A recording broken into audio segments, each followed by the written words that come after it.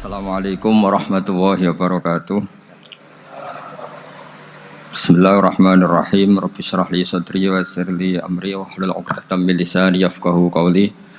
Allahumma shalli wa sallim wa barik ala sayyidina Maulana Muhammadin wa ala alihi wa sahbihi ajmain amma ba'du. Yang kita hormati bersama, juga saya hormati Ibu Menteri Keuangan, Ibu Hajah Sri Mulyani Indrawati, Bapak Wakil Menteri Keuangan, Bapak Suhaisil Nazara, Bapak Sekjen Menteri Keuangan, Bapak Sekjen Menteri Keuangan, Bapak Heru Pambudi, dan seluruh pejabat dan pegawai lingkungan di Kemenku yang saya hormati, semua teman-teman di DKM Kemenku maupun di seluruh Indonesia yang ikuti ngaji ini yang saya hormati.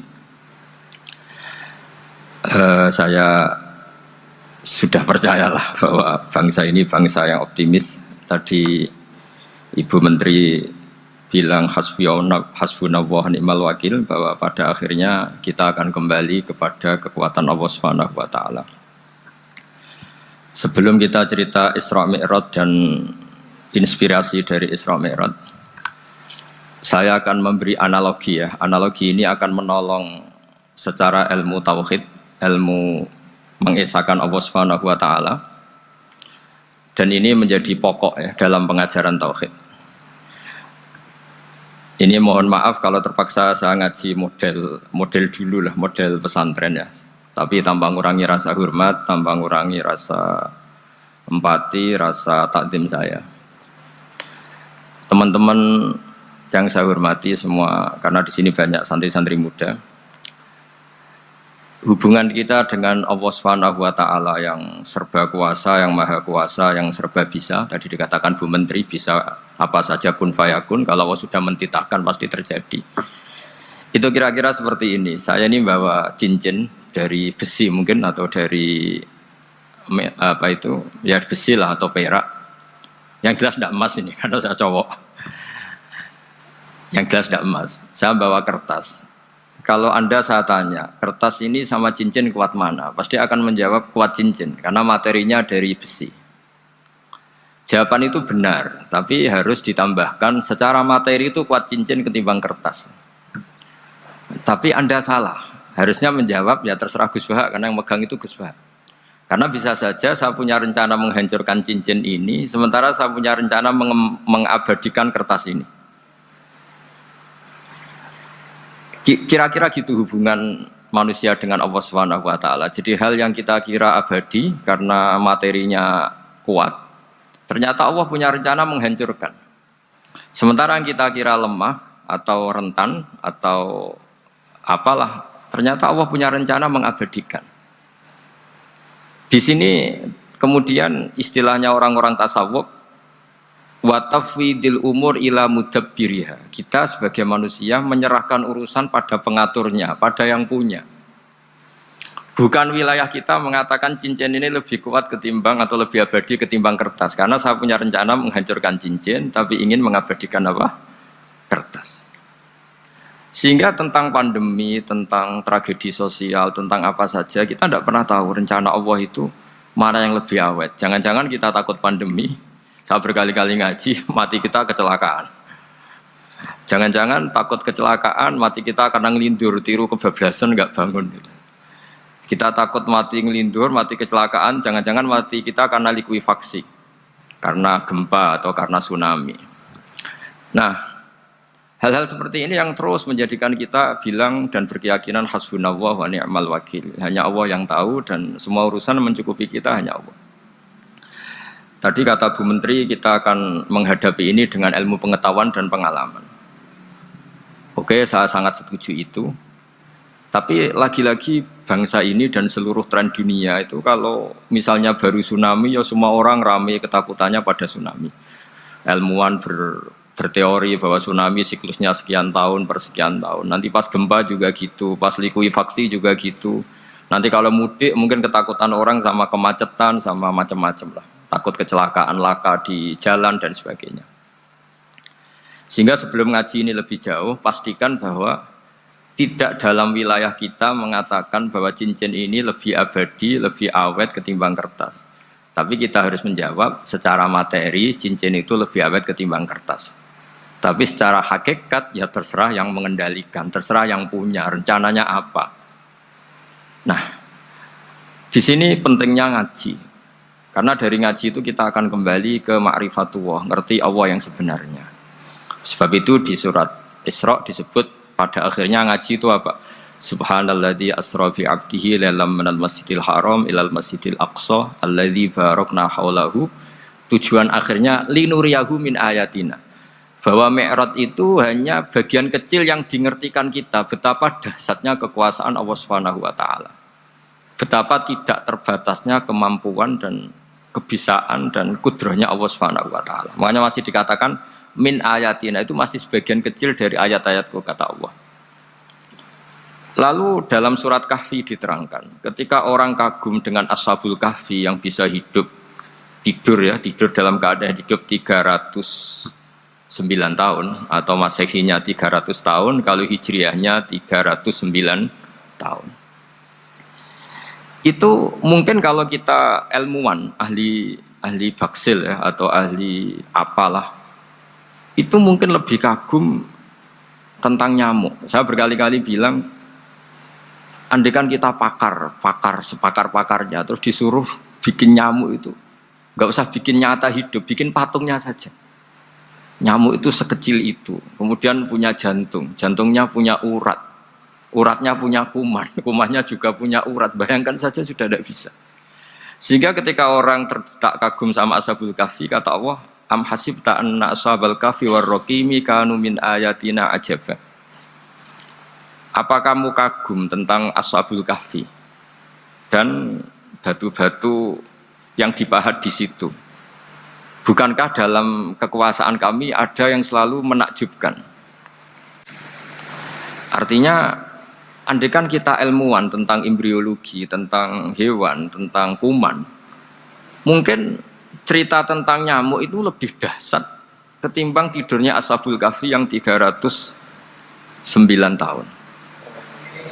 Karena kemampuan Allah menciptakan nyamuk yang kecil, sangat kecil, super kecil. Kemudian kecil itu ya punya jantung tentu lebih kecil lagi.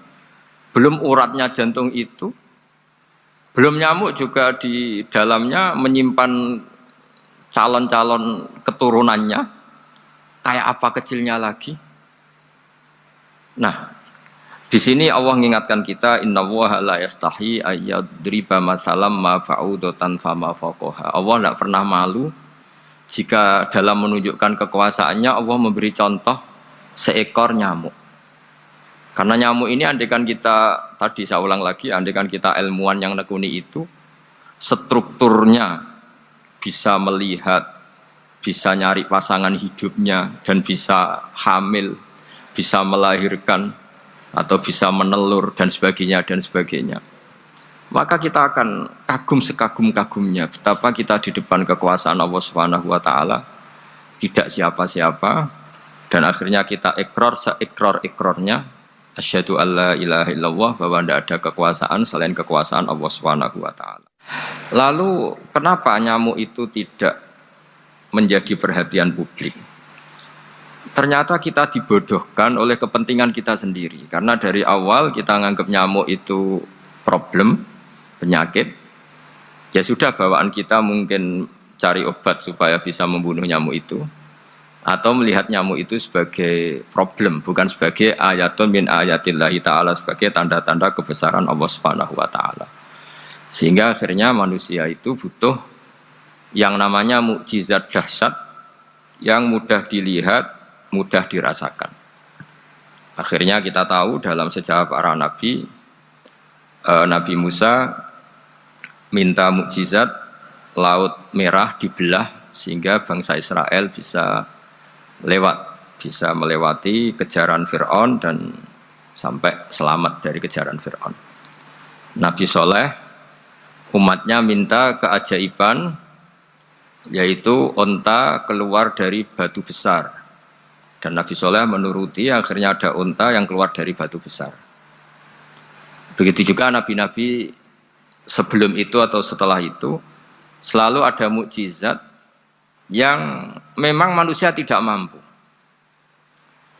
Nah, kata tidak mampu ini yang semua umat para nabi tidak akan seunggul umat Nabi Muhammad SAW. Karena kita sebagai umat Rasulullah SAW untuk merasa tidak mampu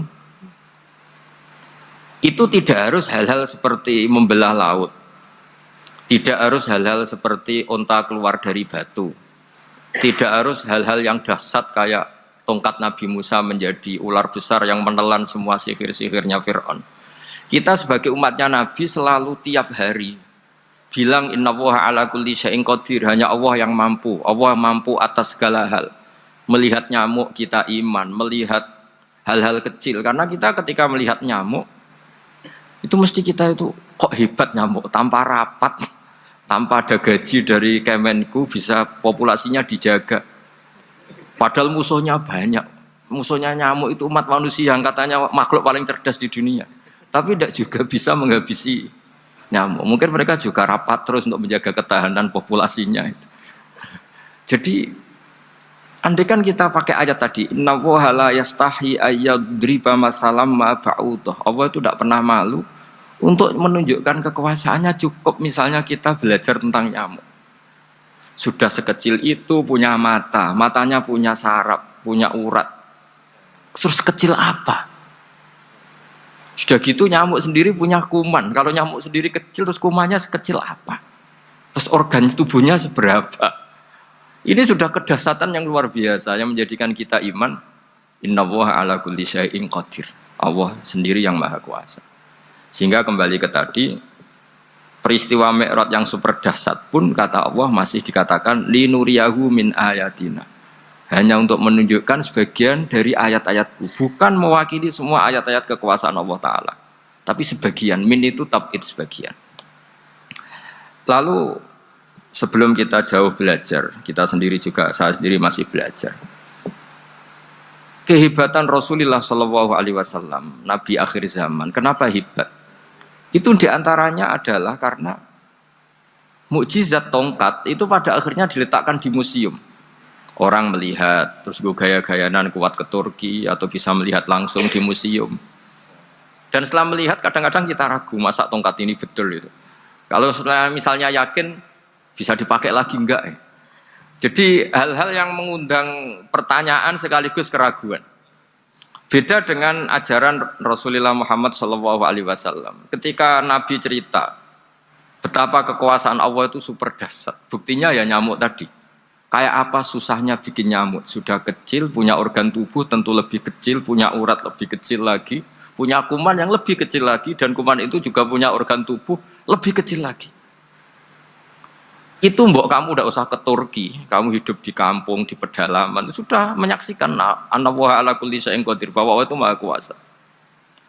Nah, ngaji bareng ya, ngaji seperti ini. Saya termasuk kiai yang selalu berkampanye supaya orang ikrar seikrar-ikrarnya bahwa kita ini di tangan Allah Subhanahu wa taala. Saya kemarin ngaji sama orang-orang Grab, juga barusan 3 hari yang lalu, 4 hari yang lalu ngaji sama teman-teman disabel atau difabel. Karena mereka kalau dibahasakan disabel gak mau, tapi komunitas internasional mintanya dis pakai bahasa S, tapi kita di Indonesia pakai difabel. Akhirnya kita tahu, ternyata orang yang kita kira menderita karena fisiknya, ternyata kadang lebih bahagia. Karena Allah bisa mengalihkan pikiran untuk positif. Saya berkali-kali guyon di depan para tamu. Saya pernah punya tamu itu perempuan gak cantik miskin lagi. Itu nyata ini. Gus doakan supaya suami saya kaya. Terus saya bilang, memangnya kalau sudah kaya ngapain itu? Ya paling tidak rumah saya diganti, mobil saya diganti. Tapi nanti akhirnya ngevaluasi Anda juga ingin diganti. Gitu. Karena setelah rumahnya mewah, pakai mobil mewah, pasti yang dievaluasi bukan rumah dan mobil, tapi Anda. Kok enggak pas ya wajah gini di rumah saya? Gitu. Kok enggak pas wajah gini kok di mobil mewah? Akhirnya ibu-ibu tadi sudah Gus gak jadi. Jadi mungkin barokahnya pandemi itu nanti Ibu Menteri itu jadi kelihatan hebat karena ada pandemi kok Indonesia bertahan itu. Tapi kalau nggak ada pandemi kan ya biasa aja, memang normal. Gitu. Kiai juga gitu, diuji santri yang kadang beling, umat yang nggak jelas. Itu memang ujiannya. Kalau nggak ada ujian ya nggak keren. Gitu. Kayak ya biasa aja lah kita adepin, ya kita tadi kata Bu Menteri ya kita ikhtiar dan berdoa. Lalu saya ulang lagi. Jadi logika itu bisa pakai analogi. Analoginya tadi, salah Anda kalau mengatakan cincin ini lebih kuat ketimbang kertas. Yang benar adalah secara materi ini lebih kuat ketimbang kertas.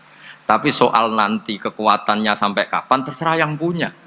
Bisa saja saya punya rencana besok ini saya luluhkan, saya hancurkan, yang ini saya simpan. Kayak apa dulu dinosaurus itu kuatnya kayak apa? Habis. Ayam yang selemah itu sampai sekarang masih ada. Karena Allah menghendaki dinosaurus diakhiri, sementara ayam tidak. Kayak apa nyamuk itu yang musuhnya orang seluruh dunia, ditemukan apa mulai begon apa, tapi sampai sekarang bertahan. Apa kita perlu konsultasi sama nyamuk gimana ini kok bisa bertahan, resepnya apa gitu. Karena Allah menghendaki itu disisakan masih. Nah, kemudian kenapa ada peristiwa Isra Mi'raj? Saya termasuk orang yang sering menulis tentang fikih sholat, tapi nulis saya untuk diri saya sendiri tak pakai ngaji. Tidak saya bukukan, memang saya sengaja karena ribet biasanya penerbit itu, terus bicara royalti apa, kita kan mulai kecil dilatih ikhlas, jadi kalau komersial itu jadi bingung karena tidak biasa komersial, jadi kalau diajak komersial itu malah jadi bingung. Nabi ketika Mi'raj ini yang jarang dikaji, sebetulnya kalimat-kalimat dalam sholat pertama Rasulullah Muhammad SAW ketemu Allah itu Nabi maju ini Jibril sebenarnya mau ikut. Karena Nabi bilang, ya Jibril jangan tinggalkan saya sendiri. Terus kata malaikat Jibril, sudah makam saya sampai sini, kelas saya sampai sini aja. Enggak, kamu harus nemani saya. Ketika memaksa nemanin, beliau tidak kuat. Di beberapa rawat dijelaskan sampai beliau pingsan, sampai beliau tidak sadar. Akhirnya terus ada ayat, wa ma minna illa lahu maqamun ma'lum. Kita punya kelas tertentu yang enggak levelnya sampai sana. Akhirnya Nabi masuk wilayah itu, area itu, dan Nabi ngendikan at-tahiyatul mubarakatus sholawatut thayyibatulillah. Kira-kira maknanya semua kehormatan, semua kebaikan, semua yang bersembah suci itu milik Allah Ta'ala. Lalu Allah menjawab, assalamu alayka ayyuhan nabiyyu wa rahmatullahi wa barakatuh, bahwa kamu Muhammad mendapat salam dari saya, mendapat semua kehormatan, semua keselamatan. Kemudian Nabi itu karena sebagai hamba yang tidak egois, tidak ingin kalau nikmat dirasakan sendiri, tidak ingin kalau sedang senang beliau sendiri yang merasakan, beliau ngendikan assalamu alayna wa ala ibadillahi sholihin. Ya Allah tolong bahwa status selamat itu tidak hanya milik saya, tapi milik siapa saja yang soleh. Soleh itu ya sesuai kelas masing-masing.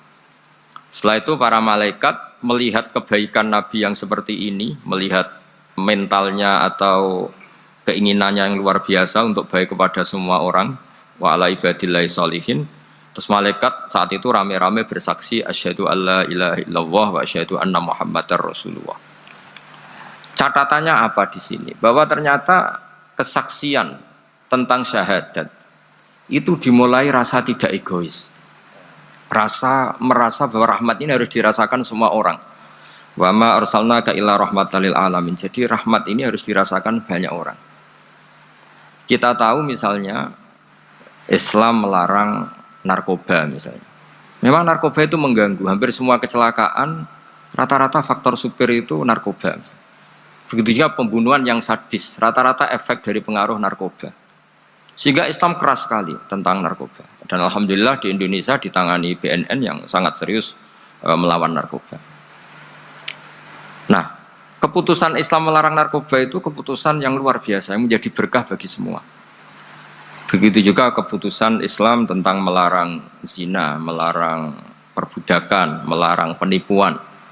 Dan Islam mendukung misalnya gerakan nikah, gerakan adil, gerakan keseimbangan dan kemanusiaan. Sehingga agama ini akan dinikmati siapa saja karena ajarannya. Lalu agama ini bisa nikmat, itu solusinya gampang menurut Rasulullah, yaitu sholat. Nabi itu kalau pusing menghadapi banyak hal, yaitu mesti keluar masuk, terus tanya sama istrinya, kapan waktunya sholat, kapan Bilal datang. Dulu kalau mau waktu sholat, Bilal datang, ngetok pintu Nabi, ya Rasulullah sekarang waktunya sholat. Itu Nabi membahasakan sholat itu unik. Ini tentang Mi'raj ya, karena hasilnya ya sholat tadi. Arikhna ya Bilal. Arikhna itu tolonglah bikin nyaman saya dengan sholat. Sebelum kita belajar sholat secara serius, gampang. Kalau kita misalnya menteri, atau kita ajudan, atau kita apa. Kayak apa asiknya kita kalau ngomong-ngomong sama presiden, bercengkrama dengan presiden, atau dengan menteri, atau dengan kiai, dengan atasan. Sholat itu media di mana kita asik dengan Allah Ta'ala. Kalau kita bisa asik dengan atasan yang manusia, apalagi ini asik dengan Allah Subhanahu wa ta'ala. Sehingga kita harus malu kalau sholat tidak asik. Kita ketemu orang yang kita hormati saja asik, masa ini ketemu Allah Ta'ala tidak asik. Sehingga dulu, bawaannya orang dulu itu kalau sholat, untuk tidak cepat itu harus diperintah. Dulu para nabi, para sahabat kalau sholat itu lama-lama. Sehingga sampai nabi yang turun tangan, wahai para sahabatku, kalau kamu jadi imam jangan lama-lama. Karena dulu semua orang itu penikmat sholat. Sehingga untuk tidak lama itu nunggu diperintah. Kalau kamu jadi imam jangan lama-lama, kasihan makmumnya itu. Nah sekarang alhamdulillah tanpa dilarang sudah cepat semua. Ini sudah ada kemajuan, ini sudah maju sekali ini. Gak usah dilarang sudah cepat. Dulu itu saking asiknya orang sholat. Untuk supaya agak cepat itu harus ada perintah dari Nabi. Kalau kamu jadi imam jangan lama-lama. Nah kita kalau sedang pas baik lah, pas waras lah kira-kira gitu. Kalau bahasa orang Pantura, saya ini orang Pantura. Jadi kalau ngomong lebih keras, lebih vulgar. Normalnya orang sholat itu tidak bisa ngakhiri. Normalnya, saya ulang lagi, normalnya orang sholat itu tidak bisa ngakhiri karena ketemu zat yang kita cintai. Kita kalau ketemu orang yang kita hormati, yang kita cintai itu nggak bisa ngakhiri. Misalnya mungkin anak muda, contohnya ketemu pacar tidak bisa ngakhiri. Kita kangen sama temen, jagong tidak bisa ngakhiri karena asik. Nah ini ketemu Allah yang dipuja-puja, dipuji-puji, kemudian cepat ingin ngakhiri. Jadi ini kita agak aneh. Makanya normalnya orang sholat itu tidak bisa ngakhiri dan itu normal. Sehingga dulu ketika Sayyidina Umar itu ditikam sama satu benda yang kayak pancing itu. Panah itu kan kayak pancing ya. Jadi kalau masuk cepat tapi nariknya susah. Karena ada grendelnya. Itu tiap ditarik sakit, tiap ditarik sakit. Dan beliau bilang, nanti setelah saya sholat tarik. Beliau sholat, nyaman. Ditarik itu enggak gerak sama sekali. Karena dia sudah istighraq billah. Sudah nyaman dengan Allah sehingga ditarik itu enggak kerasa. Dulu di daerah sini masih keluarga kita lah, masih keluarga kita semua. Ada seorang wali jadi imam masjid. Itu di PHK sama takmirnya. Karena ketika sujud dia asik terus lama sekali. Sampai 30 menit. Sampai santrinya bilang, "Mbah, sampun, Mbah, sampun." Setelah itu rapat dihentikan. Ditanya, "Kenapa Mbah sujud begitu?" "Saya tidak bisa mengakhiri orang nikmati sujud kemudian ingin berhenti." Nah, Sayyid Ali Zainal Abidin yang populer, cucunya Rasulullah SAW, anaknya Sayyid Husain, putranya Sayyid Husain. Itu bapak saya kalau cerita, beliau itu sebetulnya sholat itu hanya ingin 2 rakaat. Setelah sholat 2 rakaat, ya Allah sebagai hadiah nikmat saya sholat 2 rakaat karena asik dengan engkau, saya akan syukur lagi sholat 2 rakaat. Akhirnya ketika nikmati sholat, dia sholat lagi 2 rakaat sampai akhirnya 1000 rakaat. Itu tanpa rasa capek, karena merasa keasikan. Masa momen seasik ini kemudian saya tinggalkan ya Allah. Akhirnya sholat lagi. Sehingga ada seorang wali ditanya, "Kamu ingin masuk surga?" Tanya, "Di surga ada sholat enggak?" Enggak ada katanya. "Wah kalau enggak ada sholat saya enggak masuk surga." Terus dibilang, "Ya sholat aja." Terus dia mau masuk surga. Kalau kita akan kebalikan, kita ini masuk surga itu sebetulnya kita ngawur sekali. Ngawurnya adalah, "Hore masuk surga, enggak ada sholat lagi, enggak ada puasa lagi." Jadi ini kan kita ini jadi makhluk yang aneh. Jadi kita ini masuk surga senang karena sudah ada kewajiban apa? Sholat. Jadi ini agak aneh. Sesuatu yang menjadikan kita masuk surga, tapi sesuatu yang kita benci setelah masuk surga. Asiklah di surga karena tidak ada sholat. Nah, apapun kondisi kita harus latihan. Harus latihan. Kita entah seberapa kadarnya ingin niru Rasulullah SAW ketika ngendikan wa qurratu aini fi sholat, nyamanku hatiku tentram kalau saya pas sholat. Sehingga tadi sudah saya katakan tadi, dulu itu untuk menghentikan sholat itu susah, sampai Rasulullah sendiri yang merintahkan, "Hei para imam kalau sholat jangan lama-lama." Kalau sekarang, andai kan Nabi hidup di zaman sekarang pasti tidak ada pengumuman itu, karena semuanya sudah cepat ya. Malah super kilat itu. Ada yang tarawih 20 rakaat hanya berapa? 8 menit dulu. Itu kan 7 menit itu. Nah kalau sampean tanya saya, kenapa sholat begitu asik? Yaitu tadi kita diajari analogi. Analogi itu ya kias. Jika kita bisa asik ngomong sama orang yang kita cintai, bisa orang tua, bisa anak, bisa cucu, itu rasanya mengakhiri itu nggak bisa. Karena bawaannya asik. Apalagi ini kita munajat, bercengkrama dengan zat yang kita butuhkan sebelum kita ada, sampai setelah kita ada, sampai setelah kita tidak ada. Kita semua akan hasbunallah wa ni'mal wakil. Sehingga dulu bawaannya orang dulu itu, saya cerita sedikit, ada orang mau meninggal, namanya Umar bin Abdul Aziz, itu Khomisul Khulafa, orang yang terkenal adil. Ketika mau meninggal, senangnya bukan main. Ditanya, kenapa engkau senang? Memangnya kalau saya mati mau kemana?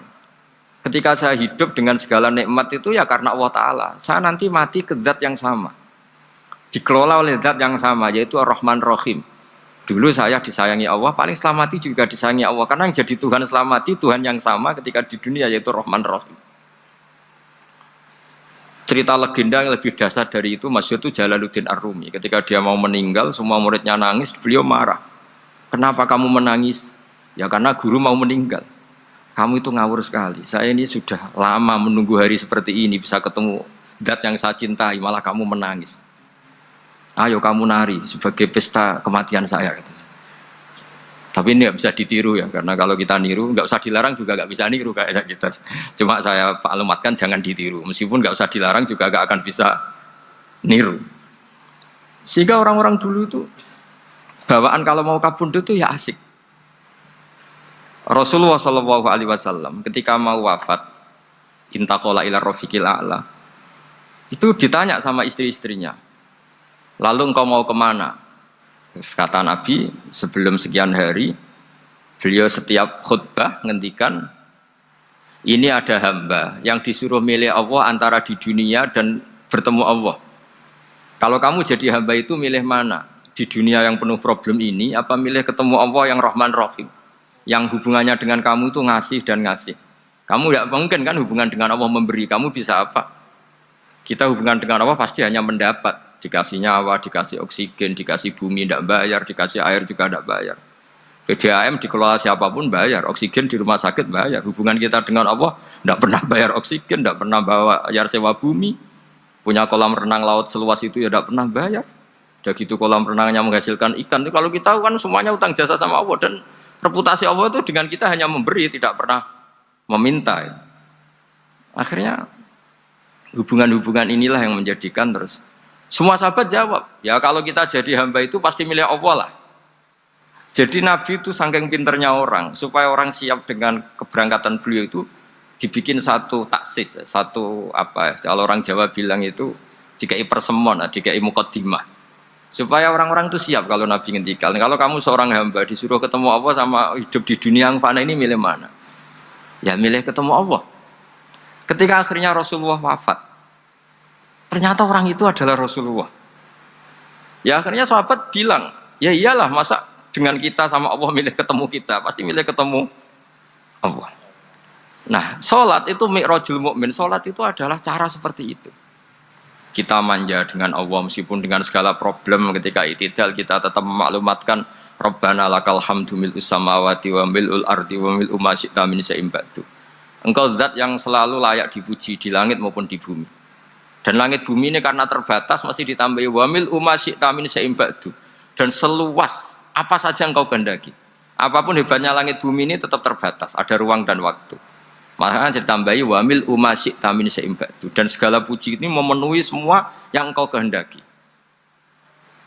Saya berkali-kali bilang kalau hubungan dengan Allah nyaman, caranya gitu. Kalau kita sakit bayar oksigen, kalau kita butuh air bayar PDAM. Allah itu tidak pernah nyuruh kita bayar. Apa saja hubungan dengan Allah. Nah, sholat itu maklumat bahwa kita apapun problemnya, alhamdulillah rabbil alamin. Kita maklumatkan terus bahwa kita bersyukur. Lalu kita Rabbana lakal hamdu. Makanya saya sering kalau disuruh Gus doain supaya pandemi cepat berlalu. Saya ini kan kalau kiai ya, kiai itu tidak apa ya. Saya pernah di Jogja pas gempa. Ya orang-orang ya susah, saya ini caranya susah saja sampai tidak tahu, karena bukan karena sombong ya, karena ya mau apa gitu. Memang nggak bisa apa-apa kan kita manusia. Jadi saya mohon sholat ini jadi media yang luar biasa. Jadi di antara makalah Imam Syafi'i paling terkenal itu fasihan idama kana fi dzikri rabbih wa fi ma siwahu kana fin nasi ajama. Orang baik itu orang yang fasih. Fasih itu lantang dan cerdas dan vulgar dan nyaman ketika ngomong tentang Allah. Salat itu semua hubungan kita ngomong dengan Allah. Misalnya kabira walhamdulillah katsira. Hanya Engkau yang maha besar ya Allah. Orang yang katanya terkuat di dunia karena presiden superpower misalnya. Nyatanya waya mati ya mati. Kalau nggak makan lemes. Jadi orang kita sadar. Yang katanya orang terkuat, paling hebat, kalau nggak makan lemes. Artinya ternyata hanya sekuat itu. Dia bisa instruksi seluruh dunia misalnya untuk apa. Ya. Tapi coba apa dia kuat nggak makan 2 hari. Makanya hikmah puasa itu orang tahu. Ternyata makhluk yang paling mulia itu manusia. Kalau nggak makan nasi 1 piring itu ya mati. Berarti hidup nasi sama manusia. Nanti kalau nasi bilang, saya tidak butuh kamu, tapi kamu butuh saya, itu habis kita sudah. Makanya ketika ada orang yang mempertuhankan manusia, itu Allah cara menafikan itu hanya bilang, kana yakulanit to'am. Yang kamu tuhankan itu makan. Hanya makan itu kalau dia tidak makan lemes. Jadi kiai itu atau manusia-manusia yang dekat Allah al-arif billah itu ketika mengatakan kabira walhamdulillah katsira subhanallah bukrata wa asila itu kelihatan. Makanya Quran kalau mencibir kita, falola in kuntum ghaira madirin tarji'unaha in kuntum shadiqin. Kalau kamu merasa dikjaya, mbok jangan mati, mbok jangan tua. Sudahlah hidup terus. Dikjaya kok mati gak keren. Orang top kok mati itu gak keren. Jadi apa cara gojlek itu? Ya sudahlah kalau kamu hebat jangan mati katanya. Nah, salat tuh mengingatkan itu terus. Sampai kita bilang inna sholati wa nusuki wa mahyaya wa mamati lillahi rabbil alamin. Gusti, saat ini saya ikrarkan hidupku, matiku semuanya terserah Engkau. Nah, lagi-lagi tadi ketika kita bilang cincin ini lebih kuat ketimbang kertas, Anda salah. Karena itu hanya secara materi. Kuat tidaknya terserah yang mengendalikan. Karena saya punya rencana menghancurkan cincin ini, besok mau saya lebur, sementara saya mau mengabadikan kertas ini. Nah, disinilah terus kita diajari misalnya di surat Yasin yang populer, Allah itu siapa? Allah itu subhanalladzi biyadihi malakutu kulli syai', yang mengendalikan semua sesuatu. Makanya sholat itu menjadi penting. Saya sendiri termasuk orang yang jarang imami ya, saya selalu jadi makmum. Jadi andaikan Mas Zakaria di sini saya juga makmum. Cuma keren saya kayaknya meskipun saya makmum. Karena saya kalau makmum itu bisa ingat Allah terus. Kalau imam itu enggak jaga image. Karena malu kan. Misalnya di masjid kementerian terus sholatnya kok cepet nanti dikira enggak ustadz betulan itu. Kalau mau lama ternyata banyak urusan jadi banyak berpikir gitu. Tapi alhamdulillah ini barokahnya ngaji terus apa ya? Ya hasilnya mi'raj itu ya sholat itu. Sholat ini spesial karena tadi saya bayangkan itu di surga gak ada sholat itu ya terus saya wopo itu gak asik kan. Itu kalau Imam Ghazali itu membarter kita itu begini. Kalau kamu bangga bikasrotin nisa pasangan kamu banyak, itu ayam lebih kuat ketimbang Anda karena 1 hari 1 jam bisa berapa kali. Kalau Anda bangga bisa makan itu kerbau itu makannya lebih banyak. Nah, kalau Anda bangga atas pengaruh itu tawon itu, ratu tawon itu pengaruhnya lebih besar ketimbang Anda. Dia diam di rumah tapi anak buahnya loyalnya kayak gitu. Artinya kalau manusia bangga itu apa? Ya dengan sholat tadi. Ini karena satu ibadah yang enggak tertandingi oleh makhluk yang lain. Apalagi dalam sholat itu ada semua gerakan yang mewakili semua ibadahnya malaikat. Malaikat itu ada yang ibadahnya berdiri terus. Ada yang rukuk terus, ada yang sujud terus. Dan sholat itu mewakili semua itu. Juga mewakili sosial, karena setelah sholat kita bilang Assalamualaikum warahmatullahi wabarakatuh. Bahwa keselamatan ada di kanan dan kiri. Nah, oke ya, itu sakralnya mi'raj. Tapi di balik mi'raj itu ada hal-hal yang manusiawi. Dan ini yang terjadi di dunia. Ketika Rasulullah melangkahi makamnya Nabi Musa, makom itu status, ranking kalau dalam bahasa Indonesia itu. Kalau bahasa Indonesia itu ribet, makam itu kuburan. Makanya orang Indonesia sering tanya saya, Gus, makamnya Nabi Ibrahim kok batu? Makam yang dekat Ka'bah itu bukan makom dengan makna Kuburan itu tempat yang dipakai Nabi Ibrahim membangun apa? Ka'bah. Cara Jawa pancatan itu. Nabi Musa itu gak terima, komplain sama Allah. Ya Allah, ini lebih junior ketimbang saya. Kenapa makomnya melangkahi saya? Ini tidak fair. Jadi di mana-mana manusia itu kalau disalib junior itu ya tidak terima. Ya ada manusianya. Terus ditanya sama malaikat Jibril, kenapa kamu gak terima? Ini orang Israel, kadung ngira saya ini nabi paling top. Ini kalau sampai konangan saya kalah sama Muhammad tuh malu saya kata. Jadi artinya ya ada sisi manusia. Itu ada kitabnya.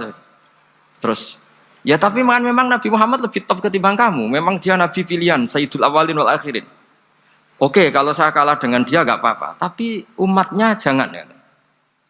Maksudnya umatnya bangsa Israel harus lebih top ketimbang kita. Makanya orang Israel sampai sekarang begitu itu ya memang ada sanatnya, nggak mau kalah. Karena usulnya Nabi Musa memang nggak boleh kalah. Terus kata Allah, ya tidak bisa. Memang yang paling top tetap umatnya Muhammad, bukan umat kamu. Tetap kamu kalah. Sehingga setelah kalah dan menang itu kita terus tidak tahu. Misalnya begini ya, penemu komputer atau penemu mobil sama yang beli mobil itu hebat mana? Kalau bicara keilmuan ya hebat penemunya. Tapi kalau bicara kapitalistik, udah bikinkan mobil yang mewah gini-gini, nanti tanggal ini jadi ya. Hebat mana yang nyuruh sama yang disuruh? Kalau logikanya pakai gitu. Hebat mana yang nyuruh sama yang disuruh? Artinya kamu milih jadi mana? Penemu mobil, hebat kan? Tapi terus sama orang kaya diminta, bikinkan ini, speknya seperti ini, selesai gini. Hebat mana? Nyuruh sama disuruh? Menyuruh. Tapi yang nyuruh tidak bisa bikin mobil, yang disuruh bisa. Pinter mana? Pinter yang disuruh. Tapi pertanyaannya, wong bisa nyuruh ngapain bikin sendiri? Pinter mana? Ini mohon maaf karena di sini banyak orang nggak jelas-jelas juga. Artinya terus subjektivitas manusia ini tetap ada gitu. Kalau bisa beli ngapain bikin gitu.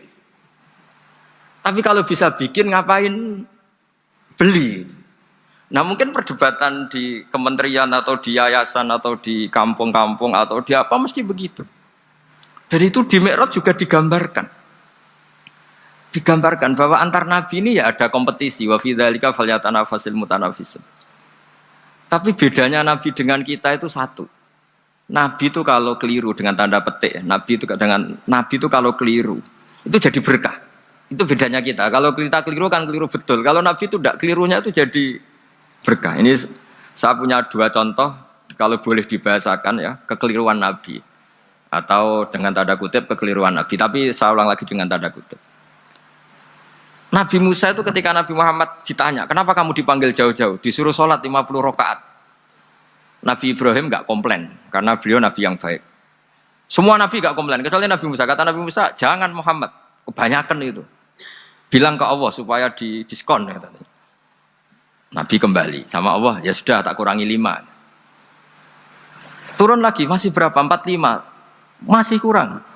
Itu sampai 9 kali, akhirnya terkurangi berapa? 45 rakaat. Itu Nabi Musa masih bilang, udah minta lagi keringanan. Itu kalau diruti nggak jadi sholat kan? Kalau satu lagi kan masih terus hilang itu kewajiban sholat. Nah, Nabi Musa sebetulnya itu bukan karena kasihan kita, bukan dia nggak empati dengan kita. Beliau udah empati sama kita, tapi gara-gara Muhammad, umatku yang lebih kuat, lebih ganteng aja nggak mampu melakukan sholat 50 rakaat, apalagi umatmu. Dia memang orang Israel kan ganteng-ganteng, kuat-kuat, jadi dia pede. Umatku yang lebih keren, lebih ganteng saja gak kuat, apalagi umatmu. Jadi sebetulnya dia minta keringanan itu karena corong Jawa ngeprekno kita, menyepelekan kita bahwa. Makanya saya ingin memberitahu Nabi Musa kalau ada umatnya Rasulullah yang namanya Sayyid Ali Zainal Abidin yang satu hari sholat 1000 rakaat. Jadi nanti kalau ketemu Nabi Musa, ini 50 aja, ini kuatnya malah 1000. Nah akhirnya, tapi barokahnya Nabi Musa yang sentimen ini, sholat gak jadi 50 tapi 5. Itu bedanya Nabi sama kita. Ada contoh yang lebih ekstrim, kelirunya Nabi itu Nabi Yunus. Nabi Yunus, tapi keliru yang barokah, saya ulang lagi. Nabi Yunus itu memaklumatkan ke masyarakatnya, nanti itu kalau kamu tidak nurut sama saya ada azab. Anggap saja azab itu hari Kamis. Besok hari apa ini? Besok hari Kamis ya? Besok hari apa? Tak lupa hari itu. Rabu apa Kamis? Besok. Besok. Besok. Lupa hari. Kata Nabi Yunus, 3 hari lagi akan ada azab. Tapi kurang 2 hari, kurang sehari umatnya masih dalam kemungkaran, dalam kemaksiatan, masih hura-hura. Akhirnya Nabi Yunus bilang, sudah ini tinggal sehari itu mau ada azab. Tapi mereka tetap hura-hura. Akhirnya Nabi Yunus itu, coro Jawa itu minggat. Memang bahasa Arabnya abaqo. Abaqo itu pergi yang tidak pamit. Itu kalau kamu cari di kamus, abaqo itu maknanya itu minggat, pergi yang tidak pamit. Sama Allah dibahasakan abaqo. Wong ra bener kabeh, udahlah tak tinggalkan. Setelah ditinggalkan, Nabi Musa disalahkan sama Allah. Kamu itu Nabi tidak diperintah hijrah kok. Hijrah, syaratnya Nabi kan mengambil keputusan apa saja berdasar wahyu. Tapi tanpa ada perintah wahyu, dia tetap keluar dari kampungnya itu. Keluar sama Allah disalahkan, wong Nabi kok minggat. Akhirnya ketika dia di kapal, di perahu itu, dulu itu ada mitos, kalau ada perahu mau tenggelam pasti ada yang minggat, diundi. Sampai 3 kali yang keluar dia, akhirnya tahu diri nyemplung deh. Nyemplung terus ditelan ikan nun. Pokoknya ikan besar lah. Diberi sanksi sama Allah, karena dia Nabi kok melanggar, diberi sanksi ditelan ikan nun. Telan ikan nun karena beliau seorang Nabi, perutnya ikan itu jadi masjid, dia baca tasbih terus. Tapi barokahnya dia minggat tadi asbaqo. Akhirnya 1 hari itu mau ada azab besar itu orang-orang nginceng rumahnya dia. Diinceng. Kalau betul ada azab, pasti orang ini lari. Masa ada azab dia di sini? Diinceng ternyata gak ada. Wah berarti bener ini ada azab. Buktinya dia gak ada. Katanya. Jadi unik. Akhirnya dicinceng gak ada terus dia, wah berarti ada azab betul. Hari itu masyarakatnya tobat semua karena ini ada azab betul. Buktinya Nabi Yunus sudah lari, berarti dia tidak ingin kena. Padahal dia lari itu karena mangkel punya umat yang nggak nurut tadi. Wah sudah. Setelah sekian hari dia cari-cari kabar. Umatku itu kena azab enggak? Ternyata berita yang masuk dulu udah ada medsos, udah ada WA. Dulu itu nggak ada itu. Dengar kabar kalau umatnya tuh nggak kena azab karena 1 hari sebelum ada azab tobat semua. Terus dia nggak berani pulang. Karena ada hukum sosial di sana, kalau ada orang bohong hukumnya dibunuh. Berarti terus beliau berpikir, saya mesti dianggap bohong, katanya ada azab kok. Masyarakat saya baik-baik saja. Akhirnya setiap ketemu kaumnya dia lari karena takut dibunuh. Ternyata kaumnya sudah iman semua, mau ngejar dia dijadikan imam. Akhirnya, oh iya. Jadi itu bedanya Nabi sama ndak. Jadi Nabi itu kalau kelirunya itu barokah. Makanya kita tidak usah ikut keliru, karena keliru kita ini pasti tidak barokah itu. Itu musibah itu. Jadi dulu ceritanya Anteng juga gitu.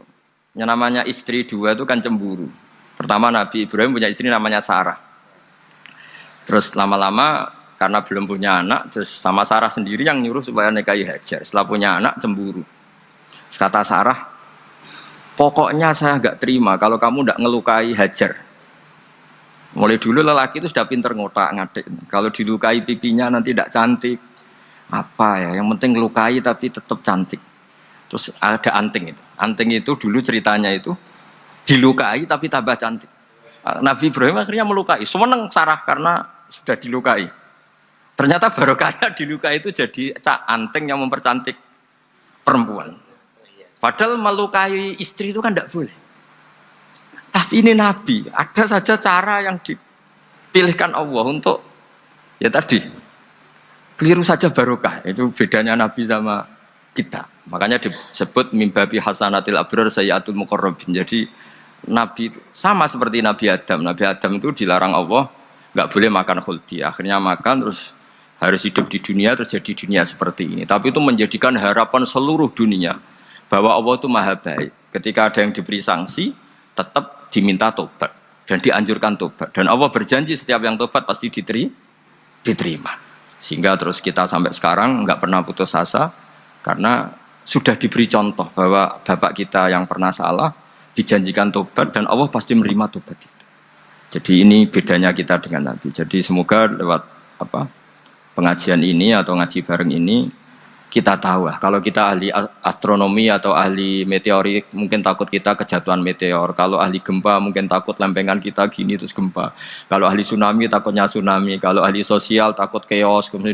Mungkin yang ahli perbankan takut ras. Jadi kalau nuruti takut ya takut lah. Tapi cobalah kita iman lagi.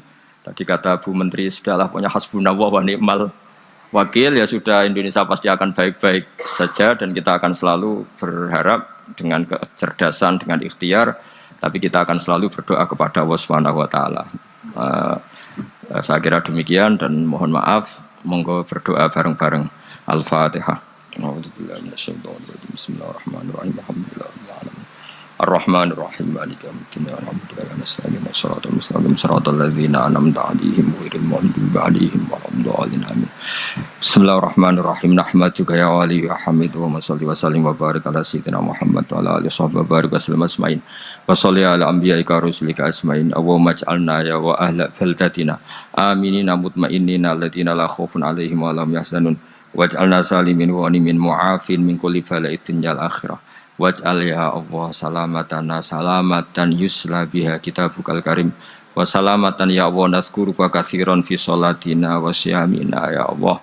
Wa taj'alana ya Allah mimman ya'buduka wa mimman yarjuka wa mimman yakhafuk.